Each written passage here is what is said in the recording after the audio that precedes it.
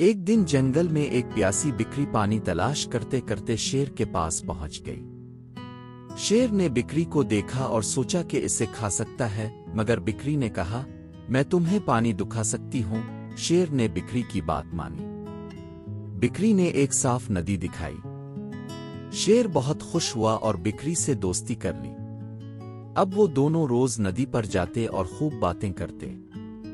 जंगल के जानवर हैरान थे कि एक शेर और बिक्री दोस्त कैसे बन गए।